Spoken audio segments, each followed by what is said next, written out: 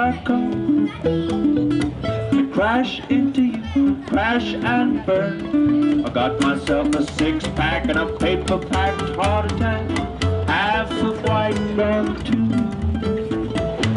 Used to go to parties just on my own, made out I was waiting and someone didn't come. From 8 to 10 I felt dumb, but after that I got some good friendships lasting none. Those days my morning head was fresh. Who's lying next to me, it's anyone's guess. I used to people all the night, not knowing that we're boring each other already.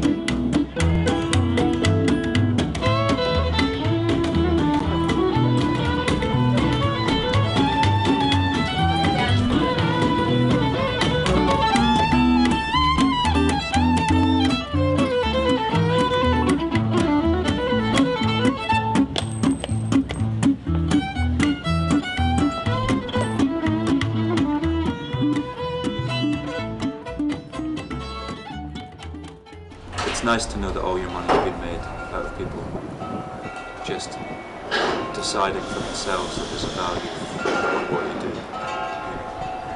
and that really they're saying, I've appreciated what you've added to the street scene on this day.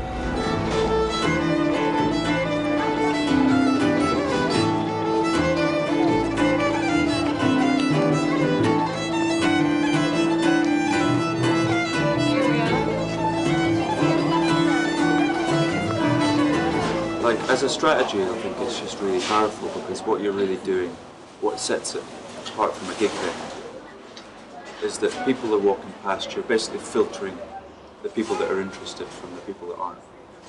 Broadway Market, I think the manager there was saying that they counted 10,000 people going through Broadway Market in one day, and that was a cloudy day, so it's much busier when the sun's shining. So you get 10,000 people coming through. Maybe 1,000 of those have given you some change, or maybe not, that would be a lot longer. So whatever the percentage that take interest in you. And then they decide how much time they want to watch you for, so there's no obligation on them. But in a gig venue, sometimes you find yourself catching people who were just out for a drink, and then suddenly they're stuck listening to you.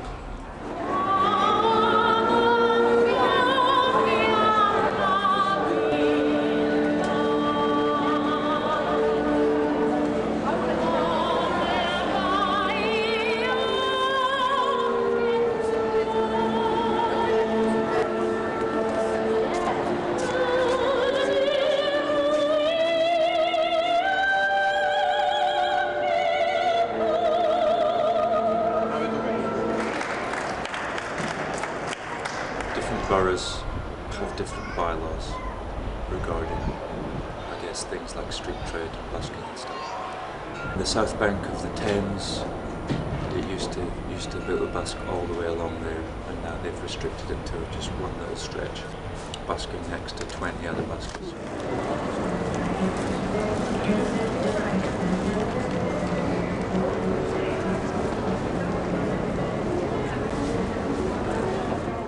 I don't know, it kind of stigmatizes it or something. It's like a bunch of...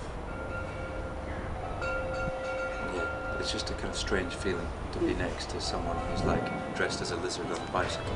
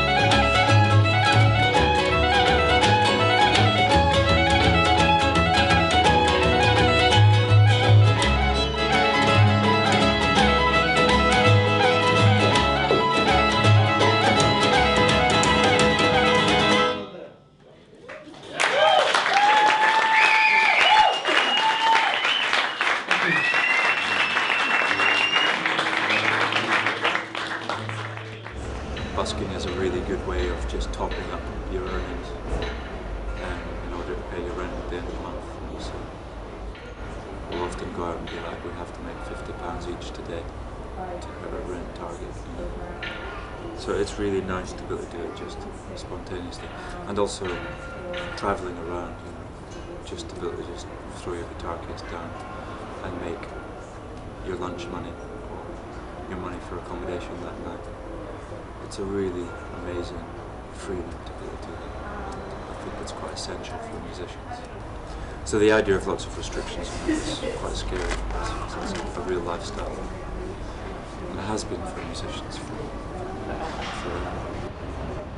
I mean, the general future for it, there's definitely a trend of restrictions and lots of little things that people do. So if they keep on going in that direction, then it's just going to get tighter and tighter. There's going to be more little rules. 10 powder bottles, the last bit to go. 10 powder bottles, last bit to go.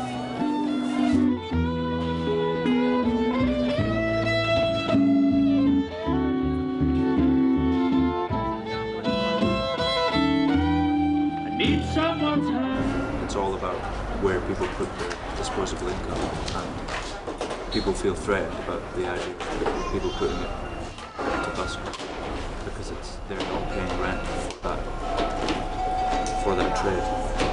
But the ironic thing is they'll also say you need a license to sell that, and then you say, well, could I apply for a license? And they say there's not one available. So it's a catch-22 where you're almost forced to do it illegally because they don't give you an option for doing it legally.